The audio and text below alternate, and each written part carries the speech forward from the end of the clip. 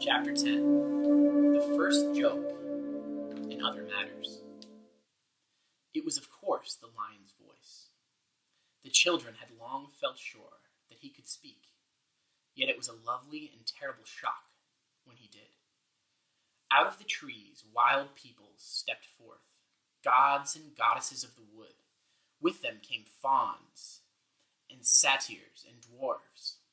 Out of the river rose a river god with his naiad daughters. And all these beasts, and all the beasts and birds in their different voices, low or high, or thick or clear, replied, "Hail, Aslan! We hear and obey. We are awake. We love. We think. We speak. We know. But please, we don't know very much yet," said a nosy and snorty kind of voice. And that really did make the children jump, for it was the cab horse who had spoken. "Good old Strawberry," said Polly. "I am glad he was one of the ones picked out to be a talking beast." And the cabbie, who was now standing beside the children, said, "Strike me pink. I always did say that old horse made a lot of sense, though." "Creatures, I give you yourselves," said the strong, happy voice of Aslan. "I give to you forever this land of Narnia. I give you the woods, the fruits, the rivers. I give you the stars, and I give you myself. The dumb beasts, who I have not chosen, are yours also. Treat them gently and cherish them, but do not go back to their ways, lest you cease to be talking beasts. For out of them you were taken, and into them you can return. Do not so." "No, Aslan, we won't," said everyone. But one perky jackdaw added in a loud voice, "No fear," and everyone else had finished just before he said it, so his words came out quite clear in a dead silence. And perhaps you have found out how awful that can be, say, at a party. The jackdaw became so embarrassed that it hid its head under its wing, as if it were going to sleep, and all of the other animals began making various weird noises, which are their ways of laughing, and which, of course, no one has ever heard in our world. They tried at first to repress it, but Aslan said, "Laugh and fear not, creatures. Now that you are no longer dumb and witless, you need not always be grave. For jokes, as well as justice, come in with speech." So they all let themselves go, and there was such merriment that the jackdaw himself plucked up courage again and perched on the cab horse's head, between its ears, clapping its wings, and said, "Aslan, Aslan, have I made the first joke? Will everybody always be told how I made the first joke?" "No, little friend," said Aslan. "You have not made the first joke. You have only been the first joke." Then everyone laughed more than ever. But the jackdaw didn't mind, and laughed just as loud, till the horse shook its head and the jackdaw lost its balance and fell off, but remembered its wings. They were still new to it, before it reached the ground. "And now," said Aslan, "Narnia is established. We must next take thought for keeping it safe. I will call some of you to my council. Come hither to me, you the chief dwarf, and you the river god, and you the oak and the he-owl, and both the ravens and the bull-elephant. We must walk together, for though the world is now 5 hours old, an evil has already entered it." The creatures he had named came forward, and he turned away eastward with them. The others all began talking, saying things like, "What did he say had entered our world? A Nevil? What's a Nevil? No, he didn't say a Nevil. He said weevil. Well, what's that?" "Look here," said Diggory to Polly. "I've got to go after him. Aslan, the lion. I must speak to him." "Do you think we can?" said Polly. "I wouldn't dare." "I've got to," said Diggory. "It's all about Mother. If anyone could give me something that would do her good, it would be him." "I'll come along with you," said the cabbie. "I like the looks of him, and I don't reckon those other beasts will go for us, and I want a word with old Strawberry." So all three of them stepped out boldly, or as boldly as they could, toward the assembly of animals. The creatures were so busy talking to one another and making friends that they didn't notice the three humans until they were very close, nor did they hear Uncle Andrew, who was standing trembling in his buttoned boots a good way off, and shouting, by no means at the top of his voice, Diggory, come back! Come back at once when you're told. I forbid you to take a step further. When at last they were right in among the animals all stopped talking and stared at them. Well, said the he-beaver, at last, what in the name of Aslan are these? Please, began Diggory, in a rather breathless voice, when a rabbit said, they're a kind of large lettuce, that's my belief. No, we're not, said Polly hastily. We're not at all nice to eat. There, said the mole, they can talk. Whoever heard of a talking lettuce? Perhaps they're the second joke, suggested the jackdaw. A panther, which had been washing his face, stopped for a moment to say, well, if they are, they're nothing like so good as the first one.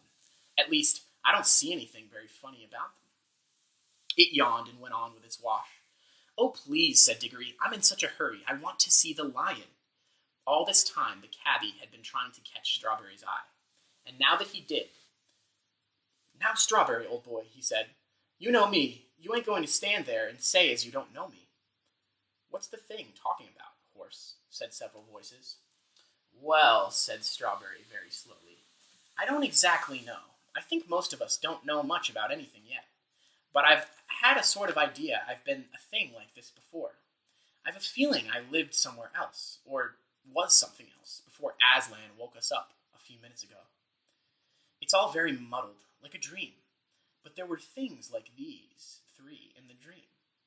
What? Said the cabby. Not know me?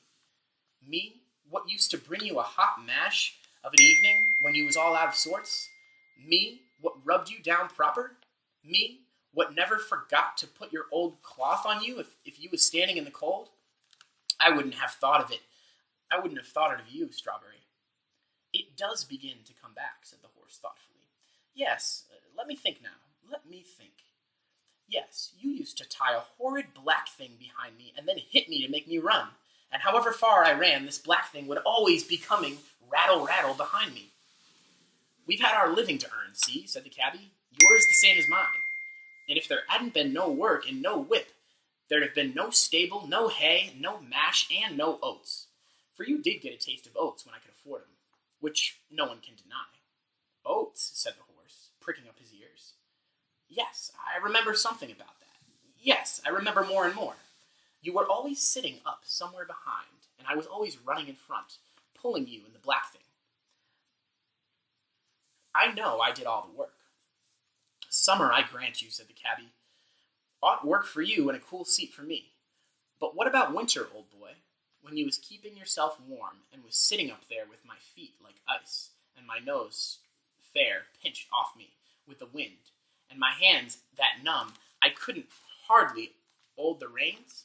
It was a hard, cruel country, said Strawberry. There was no grass, all hard stones. Too true, mate, too true, said the cabby. A hard world it was. I always did say those paving stones weren't fair on any bottom. That's London, that is. I didn't like it no more than what you did. You were a country horse, and I was a country man. Used to sing in the choir, I did, down at home, but there wasn't a living for me there. Oh, please, please, said Diggory, could we get on? The lion's getting further and further away, and I do want to speak with him so dreadfully badly. Look here, Strawberry, said the cabby. This young gentleman has something on his mind, and he wants to talk to the lion about. Him you call Aslan. Suppose you was to let him ride on your back, which he'd take it very kindly, and trot him over to where the lion is, and me and the little girl will be following along. Ride, said Strawberry. Oh, I remember now. That means sitting on my back. I remember there used to be a little one of you two-leggers who used to do that long ago. He used to have a little hard, square lumps of white stuff that he gave to me. They tasted, oh, wonderful, sweeter than grass. That'd be sugar, said the cabby. Please, Strawberry, begged Diggory, do let me get up there and take me to Aslan. Well, I don't mind, said the horse. Not for once, anyway. Up you get. Good old Strawberry, said the cabby. Here, young gun, I'll give you a lift. Diggory was soon on Strawberry's back and quite comfortable, for he had ridden bareback before on his own pony. Now, do ye up, Strawberry, he said. You don't happen to have a bit of that white stuff about you, I suppose, said the horse. "No, I'm afraid I haven't," said Diggory. "Well, it can't be helped," said Strawberry, and off they went. At that moment, a large bulldog, who had been sniffing and staring very hard, said, "Look, isn't there another of these weird creatures over there beside the river, under the trees?" Then all the animals looked and saw Uncle Andrew, standing very still among the rhododendrons and hoping he wouldn't be noticed. "Come on," said several voices. "Let's go and find out." So, while Strawberry was briskly trotting away with Diggory in one direction, and Polly and the cabby were following on foot, most of the creatures rushed toward Uncle Andrew with roars, barks, grunts, and various noises of cheerful interest. We must now go back a bit and explain what the whole scene had looked like from Uncle Andrew's point of view. It had not made all the same impression on him as on the cabby and the children, for what you see and hear depends a good deal on where you are standing. It also depends on what sort of person you are.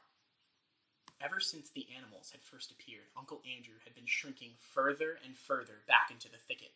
He watched them very hard, of course, but he wasn't really interested in seeing what they were doing, only in seeing whether they were going to make a rush at him. Like the witch, he was dreadfully practical. He simply didn't notice that Aslan was choosing one pair out of every kind of beast. All he saw, or thought he saw, was a lot of dangerous wild animals walking vaguely about, and he kept on wondering why the other animals didn't turn and run away from the big lion. When the great moment came and the beast spoke, he missed the whole point, for a rather interesting reason. When the lion had first begun singing, long ago, when it was quite dark, he had realized that the noise was a song, and he had disliked the song very much. It made him think and feel things he did not want to think and feel. Then, when the sun rose, and he saw that the singer was a lion, only a lion, as he said to himself, he tried his hardest to make believe that it wasn't singing, and it had never been singing, only roaring as any lion might in a zoo in our world. Of course, it can't really have been singing, he thought. I must have imagined it. I've been letting my nerves get out of order. Who ever heard of a lion singing? And the longer and more beautiful the lion sang, the harder Uncle Andrew tried to make himself believe that he could hear nothing but roaring. Now, the trouble about trying to make yourself stupider than you really are is that you often succeed, and Uncle Andrew did. He soon did hear nothing but roaring in Aslan's song. Soon he couldn't have heard anything else, even if he wanted to. And when at last the lion spoke and said, "Narnia, awake," he didn't hear any words. He heard only a snarl. And when the beast spoke in answer, he heard only barkings, growlings, bayings, and howlings. And when they laughed, well, you can imagine, that was worse for Uncle Andrew than anything that had happened yet. Such a horrid, bloodthirsty sound of hungry and angry brutes he had ever heard in his life. Then, to his utter rage and horror, he saw the other three humans actually walking out into the open to meet the animals. "The fools," he said to himself. "Now these brutes will eat the rings along with the children, and I'll never be able to get home again. What a selfish little boy that Diggory is, and the others are just as bad. If they want to throw away their own lives, that's their business. But what about me? They don't seem to think of that. No one thinks of me." Finally, when a crowd of animals came rushing towards him, he turned and ran for his life. And now anyone could see that the air of the young world was really doing the old gentleman good. In London, he had been far too old to run, and now he ran at a speed which would have made him certain to win the 100 yards race in any prep school in England. His coat-tails flying out behind him were a fine sight, but of course it was of no use. Many of the animals behind him were swift ones, and at first run they had ever taken in their lives, and they were all longing to use their new muscles. After him, they shouted. "Perhaps he's an evil too. Tally-ho! Tantivy! Cut him off, round him up, keep it up, hurrah!" In a few minutes, some of them got ahead of him, and they lined up in a row and barred his way. Others hemmed him in from behind. Wherever he looked, he saw terrors, antlers of great elks, and the huge face of an elephant towered over him. Heavy, serious-minded bears and boars grunted behind him. Cool-looking leopards and panthers, with sarcastic faces, as he thought, stared at him and waved their tails. What struck him most of all was the number of open mouths. The animals had really opened their mouths to pant. He thought they had opened their mouths to eat him. Uncle Andrew stood trembling and swaying this way and that. He had never liked animals at the best of times, being usually rather afraid of them. And of course, years of doing cruel experiments on animals had made him hate and fear them even more. "Now, sir," said the bulldog in his business-like way, "are you an animal, vegetable, or mineral?" That really was what he said. But all Uncle Andrew heard was, "Growl!"